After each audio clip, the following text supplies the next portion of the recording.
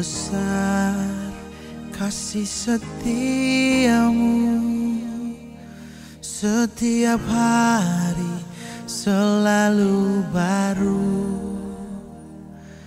Engkau telah selamatkan jiwaku, kini ku hidup melayanimu.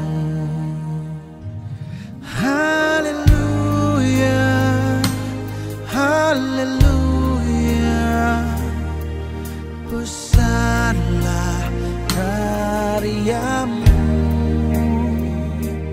Haleluya,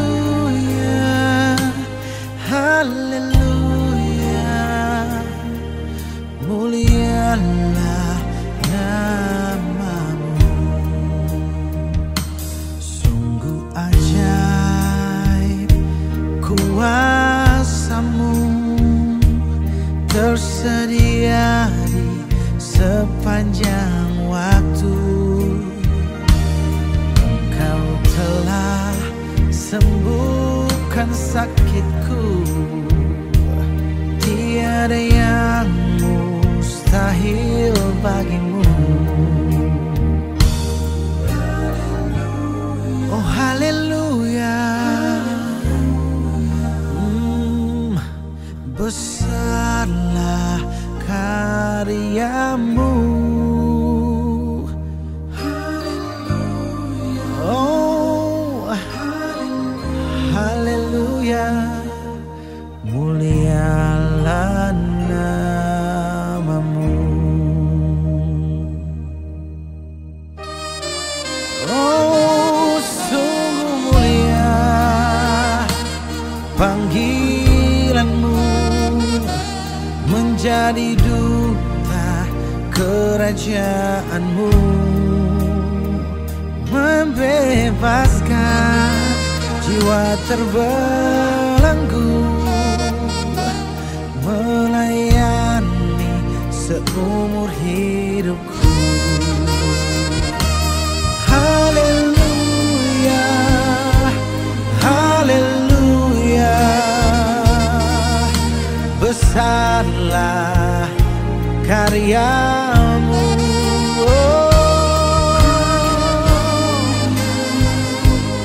Haleluya,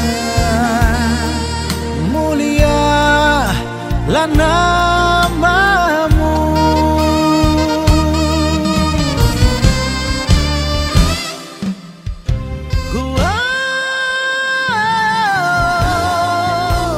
Oh haleluya,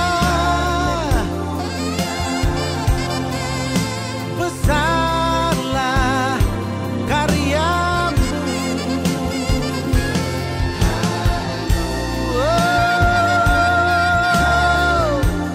Oh haleluya, mulialah namamu. Oh haleluya, oh haleluya, besarlah karyamu.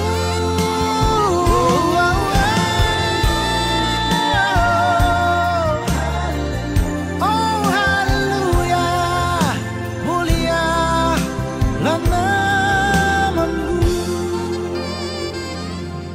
Haleluya, haleluya, besarlah karyamu. Haleluya, haleluya, mulialah namamu.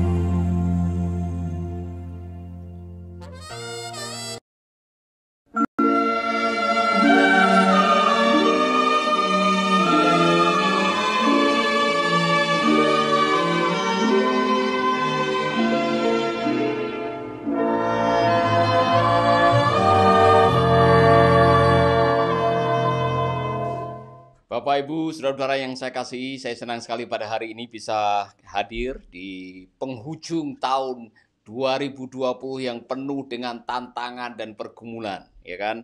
Saya ingin mengajak Anda untuk mencoba melakukan introspeksi diri, kemudian reposisi cara berpikir, dan berani menatap masa depan dengan visi yang jelas untuk kemuliaan bagi nama Tuhan. Karena saya yakin, saya percaya dengan apa yang pernah dituliskan di dalam kitab suci, bahwa rancangan Tuhan untuk kita semua adalah rancangan yang penuh dengan damai sejahtera, bukan rancangan yang mendatangkan kecelakaan. Itulah sebabnya kita punya modal untuk menatap hari esok dengan senyum, dengan optimis, dengan seperti passionate, dengan bergairah untuk menatap 2021 dengan pertolongan Tuhan. Saudara, saya mau mengajak saudara membacakan ayat ini, dan ayat ini menjadi pijakan untuk Anda dan saya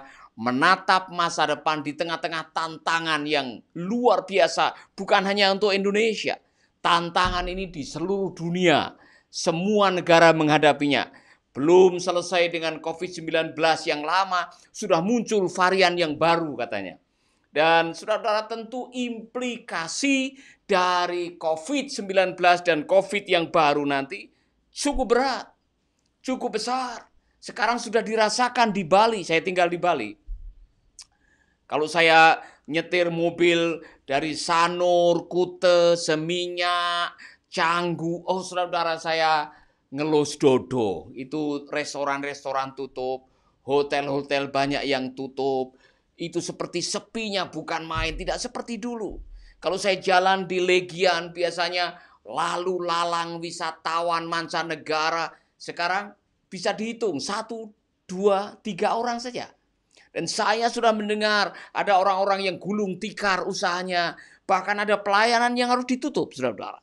Ada orang-orang yang mulai pesimis menatap hari esok. Nah, saya mendengar juga di Jepang udah banyak pasangan yang bercerai. Di Amerika tingkat bunuh diri cukup tinggi sekarang ini karena orang tidak siap menghadapi masa depan. Di Indonesia juga, saudara-saudara, orang stres ada di mana-mana.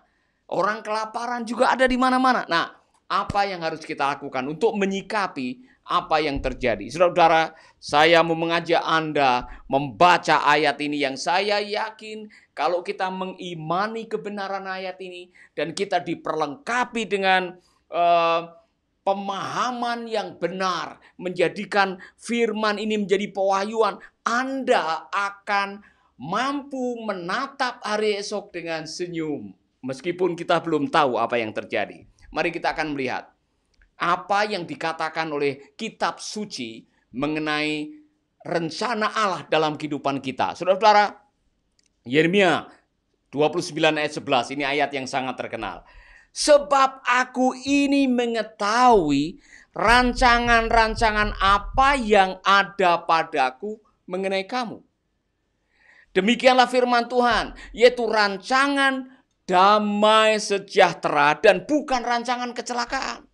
Untuk memberikan kepadamu hari depan yang penuh dengan harapan. Jadi Allah sudah punya rancangan yang jelas. Bahkan ada seorang pengkhotbah yang mengatakan, sebelum Anda lahir di bumi ini, blueprint atau rencana awal itu sudah ada. Sebelum HP ini dibuat, rancangan awal daripada model HP, mesinnya kayak apa, tampilannya kayak apa, sudah dibuat lebih dahulu. Jadi blueprint Anda atau rancangan Allah mengenai Anda sudah ada di pikiran Allah. Dan di dalam pikirannya Allah adalah rancangan yang mendatangkan damai sejahtera. Bukan rancangan yang memberikan kecelakaan. Bukan juga rancangan yang mendatangkan kesengsaraan, tapi rancangan yang memberikan hari depan penuh dengan harapan. Itu janji Tuhan. Amin. Saudara, itulah sebabnya sebagai orang yang percaya kepada kebenaran, gunakanlah kebenaran untuk menerjemahkan dan menghadapi setiap kenyataan. Bukan dengan perasaan, bukan dengan penglihatan, bukan dengan rabaan tangan, tetapi dengan keyakinan kepada kebenaran. Kalau saya yakin bahwa Allah punya rancangan yang mendatangkan damai sejahtera, bukan celaka, tetapi hari depan yang penuh dengan harapan, saya akan menggunakan ayat ini. Karena apa, saudara-saudara? Saya yakin kebenaran firman Tuhan berlaku sepanjang masa untuk orang yang percaya. Namanya kebenaran kekal. Itulah sebabnya ketika orang mulai pesimis melihat hari esok, ketika orang mulai ketakutan melihat dampak daripada COVID ini, ketika orang mulai takut dengan krisis yang akan dihadapi oleh dunia secara global, saya sebagai orang percaya, kalau saya mengikuti apa kata mereka, kalau saya membaca surat kabar, mendengarkan berita, saya bisa ikut pesimis.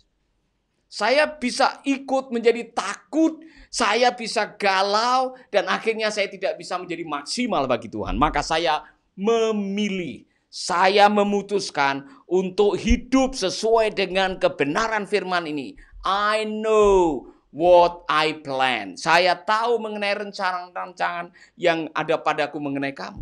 Saudara-saudara, rancangan Allah adalah rancangan yang mendatangkan damai sejahtera. Tidak berarti kita tidak akan menghadapi tantangan. Dengar baik-baik. Hidup di dalam rancangan Allah tidak berarti kita bebas dari masalah. Jangan sampai saudara kemudian menanyakan, Pak Paulus, katanya rancangan Tuhan adalah rancangan yang mendatangkan damai sejahtera dan penuh harapan. Kenapa saya diizinkan bangkrut? Kenapa saya diizinkan menghadapi masalah? Kenapa saya sakit dan tidak sembuh-sembuh? Kenapa saya menghadapi kerugian besar? Kenapa saya harus menghadapi masalah bertubi-tubi? Saudara-saudara, tidak ada jaminan bahwa ketika Anda dekat dengan Tuhan, setia kepada Tuhan, melayani Tuhan, memberi buat pekerjaan, membaca firman Tuhan, maka Anda bebas dari persoalan. Tidak ada jaminan. Jaminannya adalah damai sejahtera. Sama seperti yang dikatakan oleh Tuhan Yesus kepada kita. Damai yang aku berikan tidak sama dengan damai yang dari dunia ini. Yaitu damai sejahtera. Damai sejahtera baru kita rasakan ketika kita diizinkan menghadapi situasi yang tidak mensejahterakan. Kalau saudara, Tuhan Yesus tidur di atas gelombang. Kenapa? Ketika perahu itu sudah mulai penuh dengan air dan murid-muridnya pada ketakutan, murid-muridnya takut melihat apa yang terjadi, kemudian mereka menafsirkan berdasarkan penglihatan, matilah aku. Tapi saya bersyukur kepada Tuhan, ada yang ingat Yesus ada di dalam perahu itu, mereka membangunkannya. Saudara-saudara, itu contoh damai sejahtera baru terasa ketika kita diizinkan menghadapi pancaroba. Saudara mau tahu Anda punya kualitas damai seperti apa? Waktu dikhianati, waktu ditinggalkan, waktu kekurangan, waktu ada ancaman, waktu menghadapi pergumulan. Masihkah Anda bisa mengangkat tangan dan mengatakan semua baik, semua baik? Atau Anda menaruh tangan di dada, air mata mengalir dan saudara menyanyikan, haruskah hidupku terus begini dengan derita yang tiada akhir. Saudara, kalau saudara menyanyi lagu itu, saudara akan meneteskan air mata. Tapi kalau saudara menyanyi sebab dia hidup, ada hari esok, Anda akan tersenyum. Karena apa? Anda melihat dan menatap masa depan dengan kebenaran, bukan dengan perasaan, bukan dengan penglihatan, bukan dengan pendengaran. Amin. Maka saya mau mengajak Anda melandasi hidup Anda dengan kebenaran ini. Dan kebenaran ini bisa menjadi senjata, menjadi modal buat kita menghadapi 2021. Saudara-saudara, saya tidak tahu apa yang terjadi dengan 2021. Yang saya tahu adalah firman Tuhan ini. Bahwa Allah sudah punya rencana yang luar biasa bagi kita semua. Bahwa COVID-19 ini terjadi di seluruh dunia tidak lepas dari kontrolnya Tuhan dan tidak bisa membatalkan rencana Tuhan dalam kehidupan kita. Amin. Nah, Ada beberapa hal yang saudara harus miliki dalam hidup ini supaya kita bisa memasuki masa depan dengan gemilang. Supaya kita bisa berjalan dengan sukacita, beban jadi ringan, menatap masa depan dengan riang, dan kita bisa menjalani dengan passionate, dengan gairah. Yang Anda bisa lakukan yang pertama adalah belajarlah melupakan penderitaan masa lalu. Saya tahu 2020 ada di antara kita yang menghadapi penderitaan, pergumulan, tantangan, persoalan, pengkhianatan. Anda jangan bawa-bawa 2020 ke 2021. Jangan membawa sakit hati, kepahitan, amarah, pengkhianatan yang pernah Anda alami dibawa ke masa depan. Belajarlah melupakan penderitaan. Dan orang-orang yang bisa membuat Anda menderita seperti Yusuf. Yusuf anak Yakub yang nasib hidupnya luar biasa, dari seorang jongos menjadi seorang bos. Dari seorang narapidana menjadi seorang penghuni istana. Apa rahasianya Yusuf yang pernah mengalami kepahitan demi kepahitan, bullying demi bullying, pengkhianatan dilupakan dan dilupakan, tapi bisa menjadi orang yang berhasil? Yusuf memiliki strategi, dan strategi pertama yang dia miliki adalah melupakan. Maka jangan kaget kalau Yusuf memberi nama Manasye kepada anak sulungnya itu.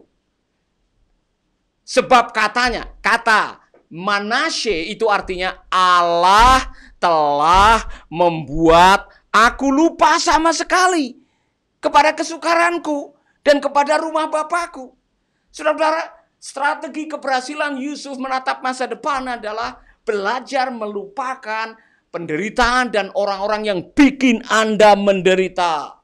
Rahasia ini dipakai oleh Rasul Paulus ketika dia mengatakan, aku telah melupakan apa yang ada di belakangku dan sekarang mengarahkan pandanganku ke depan.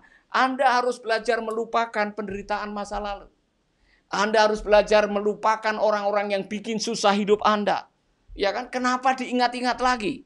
Kalau perlu saudara menyanyikan lagu ini, lumpuhkanlah ingatanku, hapuskan tentang dia. Saya mendengar ada orang di airport ini, saya lagi menunggu di Manado menuju ke Denpasar. Pagi-pagi tiba-tiba ada wanita yang menyanyikan lagu, lumpuhkanlah ingatanku. Kenapa harus dilumpuhkan? Karena ada ingatan-ingatan yang berbahaya. Memori-memori pahit yang perlu Anda tanggalkan. Pengalaman-pengalaman yang penuh dengan air mata yang tidak perlu diingat-ingat kembali. Kalau dia sudah berkhianat dengan Anda dan pergi dengan wanita lain, relakan dia. Tidak usah menyanyi teganya. Tidak usah kesana kemari menyanyi sakitnya tuh di sini. Lupakan. Amin. Katakan kepada dirimu, lupakan dia. Lupakan. Dia sudah pergi dengan orang yang lain. Kenapa saudara ingat-ingat lagi?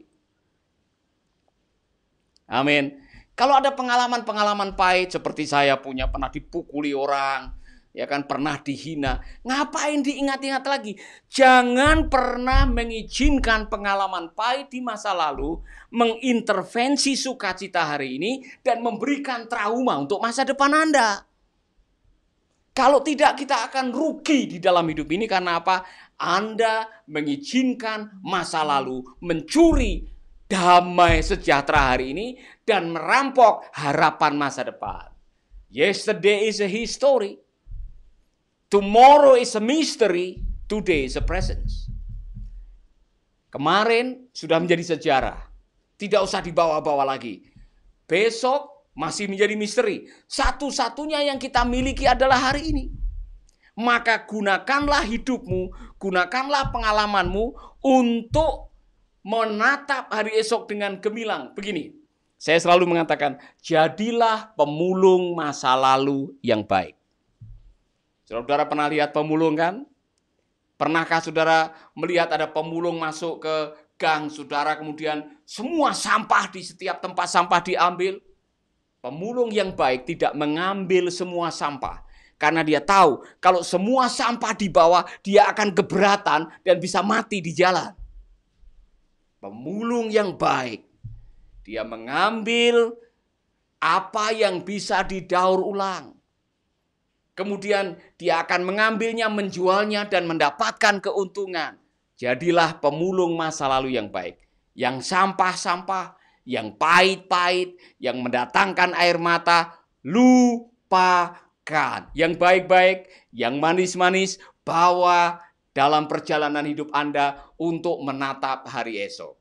Amin. Ikuti strateginya Yusuf. Melupakan. Dan kalau saudara tidak mampu, mintalah Tuhan menolong Anda. Karena Yusuf mengatakan, Yusuf memberi nama Manasye kepada anak sulungnya itu. Sebab katanya, Allah telah membuat aku lupa. Allah telah membuat aku lupa. Allah bisa membuat Anda melupakan pengalaman-pengalaman pahit yang mencuri damai sejahtera yang Tuhan berikan. Dengar baik-baik, karena apa? Rancanganku adalah rancangan yang mendatangkan damai sejahtera. Jadi kalau ada pengalaman masa lalu yang pahit yang bisa mencuri damai sejahtera, Allah bisa menolong Anda. Haleluya. Strategi yang kedua, saudara-saudara, kalau Anda ingin memasuki 2021 dengan bahagia, dengan gairah, dengan senyum, dengan sukacita, dengan passion, ampunilah masa lalu saudara. Kalau tidak bisa melupakan, belajarlah mengampuni. Amin. Apa itu arti mengampuni? Send it away. Send it away. Apa artinya? Let it go. Biarkan dia pergi. Jangan bawa beban. Beban masa lalu, beban balas dendam yang membuat Anda menderita, yang membuat Anda tidak bisa move on, yang membuat Anda kehilangan sukacita dan hidup di dalam derita karena di dalam hatimu ada balas dendam. Balas dendam. Padahal firman Tuhan mengatakan, hendaklah kamu saling mengampuni. Pembalasan adalah haknya Tuhan. Jadi kalau saudara ingin membalas, Anda sedang mengambil haknya Tuhan. Coba bayangkan saudara-saudara, setiap kali dilukai, pengen balas dendam. Dikhianati, pengen balas dendam. Dijolimi, pengen balas dendam. Dibullying, pengen balas dendam. Hidup saudara penuh dengan beban. Saya belum pernah melihat orang sakit hati dan menyimpan kepahitan bahagia.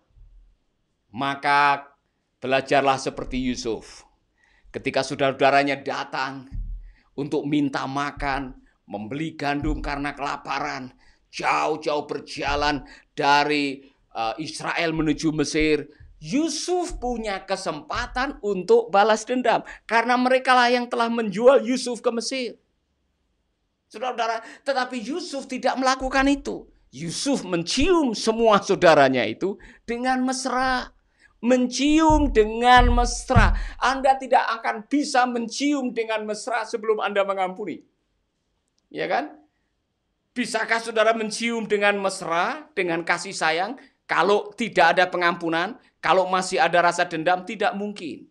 Yusuf mencium dengan mesra dan ia menangis sambil memeluk mereka. Sesudah itu barulah saudara-saudaranya bercakap-cakap dengan dia.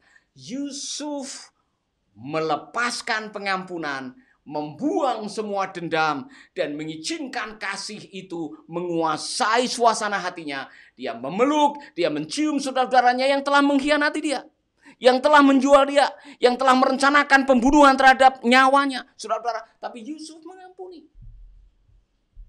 Mungkin saudara tidak bisa melupakan, tapi belajarlah mengampuni. Artinya apa? Send it away. Lepaskanlah bebanmu. Saya selalu mengatakan ini. Alkitab mengatakan, dengar baik-baik. Orang yang menyimpan kepahitan adalah orang bodoh. Di dalam kitab Ayub dikatakan, orang bodoh mati karena sakit hati. Dengar?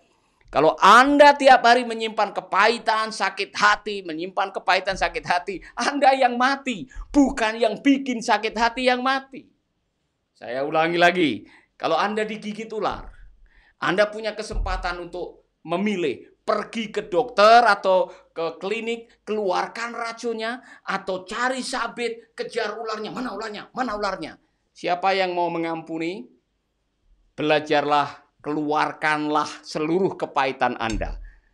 Siapa yang mau balas dendam? Anda bodoh karena Anda mati sebelum ketemu ularnya. Maka cara yang terbaik, hendaklah kamu saling mengampuni. Rasul Paulus mengatakan, buanglah amarah, geram, segala macam persoalan, perselisihan, segala macam kejahatan, buang, karena itu merugikan Anda. Amin. Haleluya. Tapi Pak, terlalu menyakitkan, terserah. Anda bisa menyimpan dan Anda bunuh diri, atau Anda melupakan dan mengampuni dan Anda dibebaskan. Jangan seperti seorang bapak yang saya temui di rumah sakit Tabanan, namanya Pak Wayan. Dia sudah 3 bulan di rumah sakit, badannya sudah kurus kering, diinfus dari ujung kepala sampai ujung kaki. Dan saya bertanya sedikit, sejak kapan Bapak sakit? Oh, sejak saya menghadapi stres. Stres apa? Saya ditipu oleh teman bisnis saya. Berapa? 350 juta. Pak, saya tahu Bapak menyimpan kepahitan, Bapak marah karena ditipu kan? Mungkin itulah yang membuat Bapak jadi sakit seperti ini. Maka kalau saya bisa menyarankan Pak Wayan, ampunilah orang itu. Bereskan hati Anda, jangan ada dendam. Dia malah marah dengan saya. Tidak bisa, Pak. Bagaimana saya bisa mengampuni orang yang bikin susah anak istri saya? Saya ditipu 350 juta. Waduh, saudara, saya bisa menangkap suasana hatinya Pak Wayan. Dia sakit hati. 2 minggu setelah itu dia meninggal. Ada pilihan buat Anda. Mau cari sabit kejar ularnya, atau pergi ke dokter keluarkan racunnya. Saya hanya kasih awasan, marah 5 menit. Sistem kekebalan tubuh Anda macet 6 jam. Tahu maksudnya? Orang yang mudah marah, mudah sakit. Kalau tidak percaya, marahlah senantiasa. Buktikan kata-kata saya. Oke, saudara-saudara. Jadi kalau mau menatap masa depan dan hidup dalam damai sejahtera dan mengikuti rencana Tuhan, bagian kita adalah lakukan firman Tuhan. Salah satunya apa? Ampunilah mereka ya Tuhan, karena mereka tidak tahu apa yang mereka perbuat. Doakanlah orang yang bikin susah hidupmu. Berkatilah musuh-musuhmu. Amin. Dalam hidup ini, sebaik-baiknya Anda, sesaleh-salehnya Anda, masih ada orang yang tidak suka dengan Anda. Mau apa? Mau hidup bergantung dengan kata mereka? Salah. Hidupmu ditentukan oleh Tuhan dan perkataan Tuhan. Bukan apa komentar mereka, bukan apa kata mereka, bukan apa zolim mereka, gosip-gosip mereka. Hidupmu tidak ditentukan oleh gosip yang dibawa oleh orang. Hidupmu ditentukan oleh kebenaran firman Tuhan. Haleluya.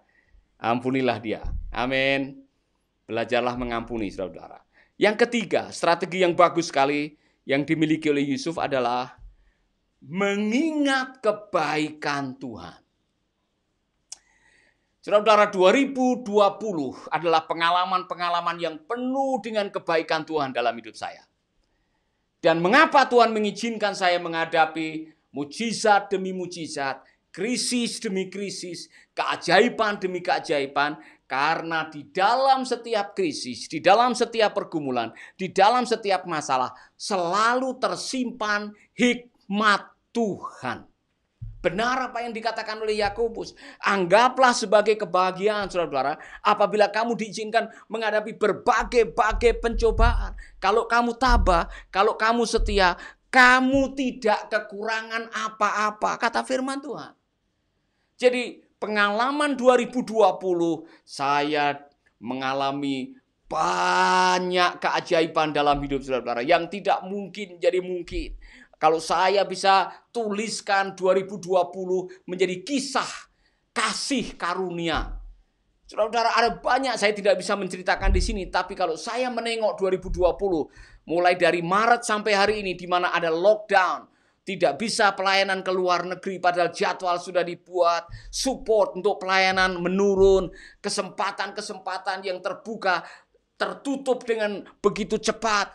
Dalam hati saya mulai was-was, saya mulai galau, saya mulai pesimis, saya bisa marah. Tetapi saya tahu Yohanes 1 ayat 16, dari kepenuhan Kristus kita berhak menerima kasih karunia demi kasih karunia, demi kasih karunia, demi kasih karunia. Hari ini kalau saya masih bisa bernafas, makan 3 kali, berbagi kebenaran dengan saudara, karena kasih karunia Tuhan.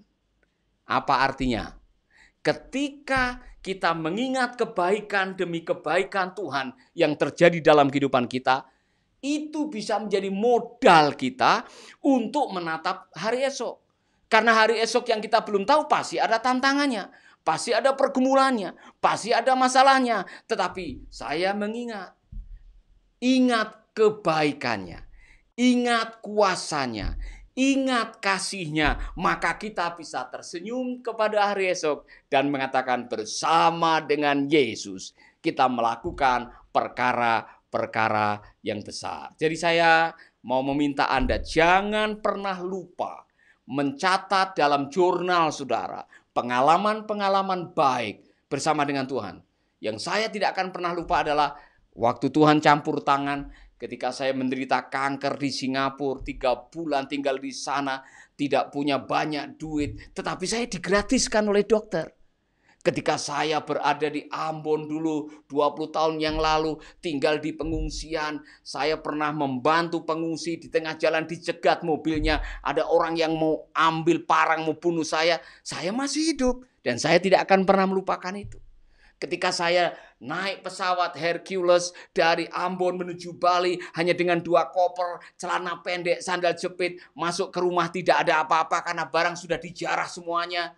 Saya masih ingat dalam 6 bulan Tuhan cukupkan, Tuhan pulihkan, Tuhan kembalikan. Saya tidak pernah melupakan pengalaman baik bersama dengan Tuhan. Maka saudara-saudara, jangan kaget kalau Yusuf menamakan anaknya yang kedua adalah Efraim. Apa artinya?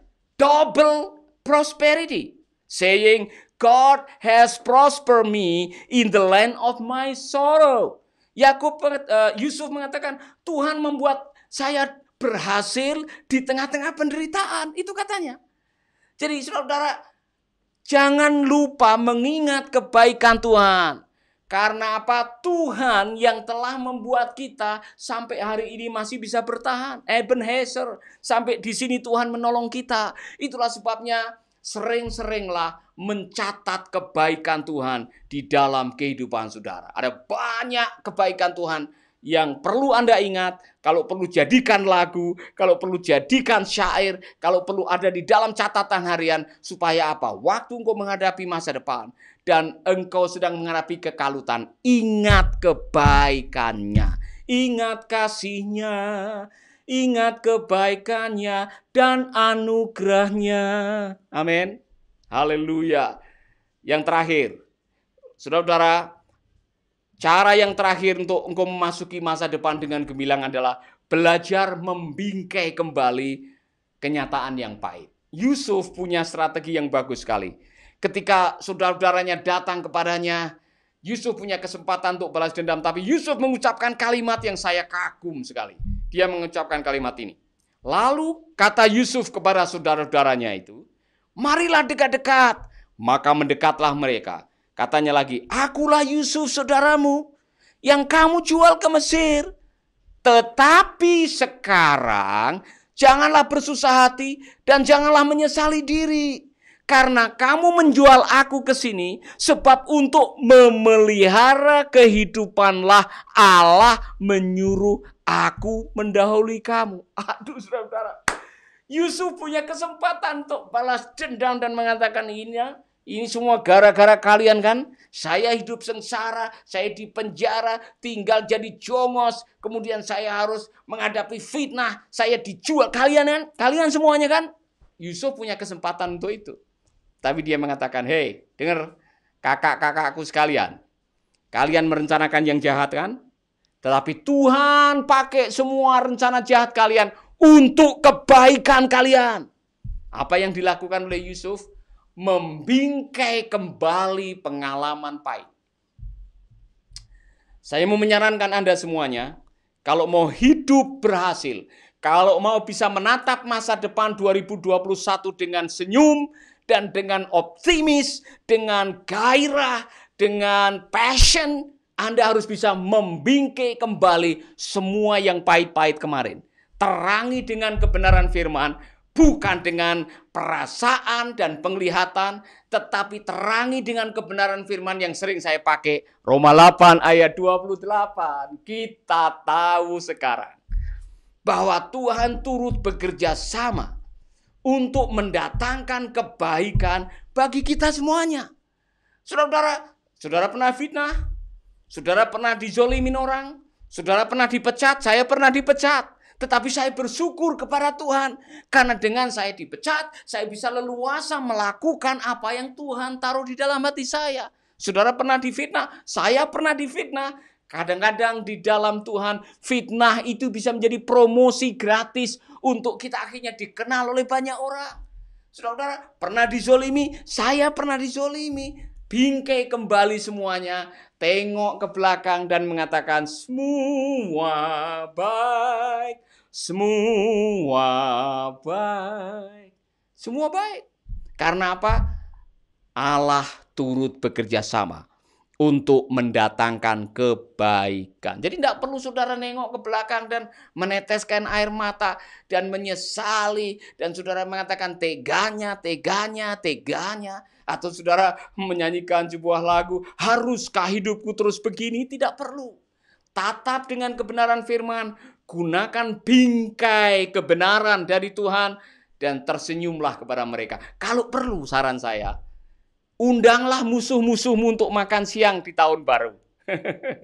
Setelah Anda berikan makanan yang enak, salami setiap musuh Anda dan mengatakan, terima kasih musuhku karena permusuhanmu membuat aku menjadi kuat, menjadi tabah, dan sekarang saya menjadi pribadi yang dekat dengan Tuhan. Haleluya. Berani?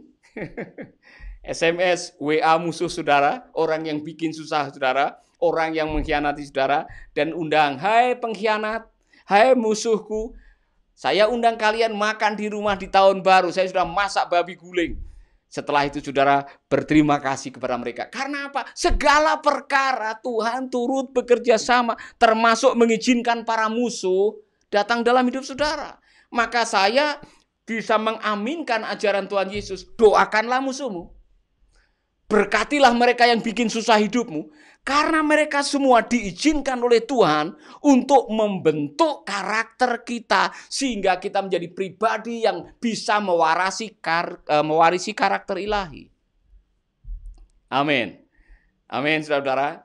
Bingkai kembali masa lalu dengan kebenaran. Dan Anda bisa tersenyum kepada masa lalu dan mengatakan, terima kasih Tuhan. Saya diizinkan menghadapi itu dan semuanya sungguh amat baik. Amin. Saudara-saudara, saya mau mengakhiri ini dengan menanyakan kepada Anda. Kalau saudara ingin menyambut tahun 2021 dengan gemilang, hati tenang, wajah riang, maka yakinilah kebenaran firman tadi, Yeremia yang mengatakan, aku tahu rancanganku mengenai kamu. Yaitu rancangan yang mendatangkan damai sejahtera.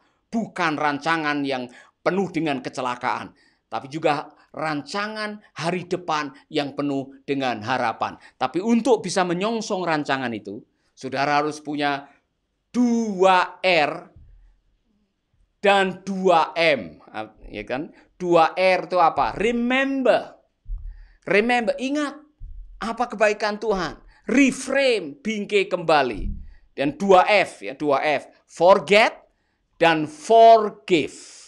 Kalau saudara memiliki semuanya itu, keduanya yang forget, forgive dengan 2R, remember dan reframe, Anda akan menatap hari depan. Saudara bisa senyum dan saudara bisa mengatakan bersama dengan Tuhan, aku akan memasuki 2021 dan saya yakin Tuhan akan menolong saya. Saya tidak tahu situasi Anda semuanya. Tapi kalau firman ini menjadi pewahyuan, menjadi modal yang baik, menjadi kekuatan bagi Anda, saya mengajak Anda semuanya untuk taruh tangan di dada Dan saya akan mendoakan saudara memasuki 2021 dengan kebenaran firman, mengingat kebaikan, berjalan dalam tuntunan ilahi, dan saudara akan menikmati 2021 yang kita tidak tahu, yang menurut ramalan akan menjadi tahun yang penuh dengan tantangan. Bersama dengan Tuhan, kita akan melakukan hal-hal yang besar. Mari kita berdoa. Bapa kami di dalam surga, aku berdoa buat semua sahabatku yang menonton video ini. Apapun yang sedang kami hadapi, rasa galau, pesimis, takut, khawatir, cemas menghadapi 2021 karena pandemik yang belum selesai, varian yang baru sudah muncul, dan kesulitan secara ekonomi, bahkan ancaman-ancaman yang lain yang bisa menghadang perjalanan hidup kami. Kami tidak takut karena kami tahu rancangan-Mu adalah rancangan yang mendatangkan damai sejahtera. Rancangan masa depan yang penuh dengan harapan. Karena kami juga meyakini Bapa, Engkau tidak melepaskan sejarah ini. Atau Engkau tidak melepaskan kontrol-Mu atas kehidupan umat manusia di bumi ini. Kami tahu Engkau yang berjanji, aku menyertai kamu sampai kesudahan zaman. Dan Engkau yang telah mengirimkan Roh-Mu untuk menyertai kami, menuntun kami pada kebenaran. Dan kami juga mengingat bahwa damai yang Kau berikan tidak sama seperti damai dari dunia ini, tetapi damai sejahtera yang datang dari surga. Terima kasih Tuhan, berikan kami keberanian untuk melangkah dengan iman, menatap hari esok, tahun depan dengan harapan bersama dengan Tuhan. Di dalam nama Yesus kami berdoa. Amin, amin, amin. Saudara, tolong bagikan video ini kepada teman-teman saudara, kepada sahabat-sahabat Anda, supaya ini menjadi modal buat mereka untuk menatap hari esok. Saudara yang sedang di penantian, menantikan apa yang sudah lama didoakan, ada lagu Bapa yang Setia. Dengarkan lagu ini, dan saya yakin saudara akan mendapatkan kekuatan. Selamat menyambut tahun baru, Tuhan memberkati saudara.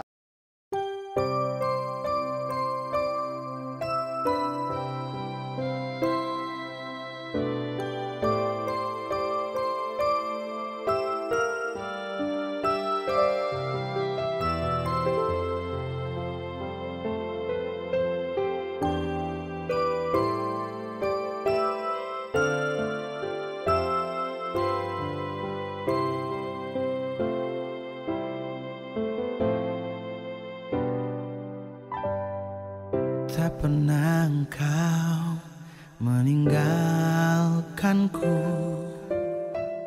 di saat badai menerpa hidupku.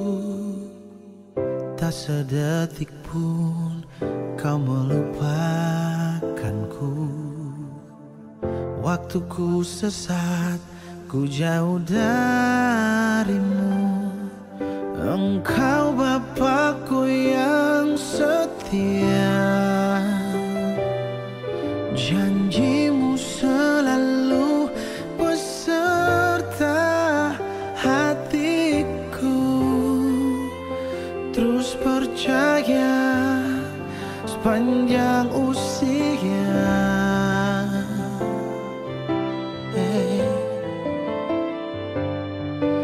Anugerah-Mu selalu baru, tersedia sepanjang waktu. Sedetik pun tak ku ragu akan firman-Mu.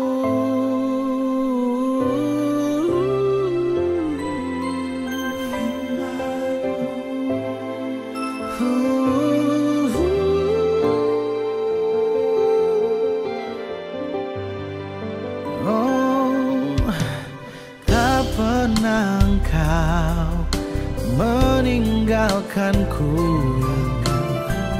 di saat badai menerpa hidupku. Tak sedetik pun Kau melupakanku.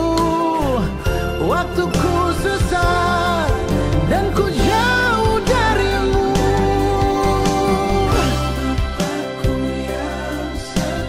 Bapa yang setia,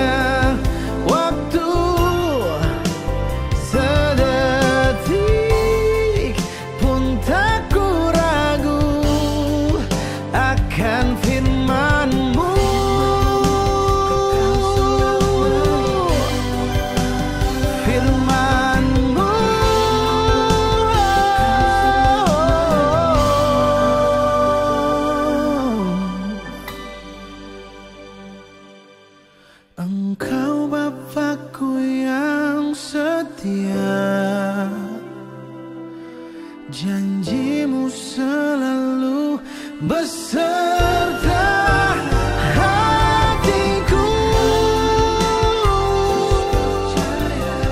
Oh, sepanjang usia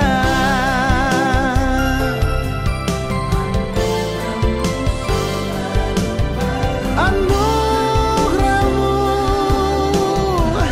oh, tersedia sepanjang waktu. Sedetik pun tak ku ragu akan firman-Mu.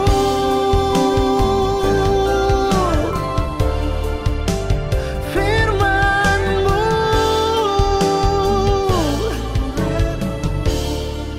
akan firman-Mu.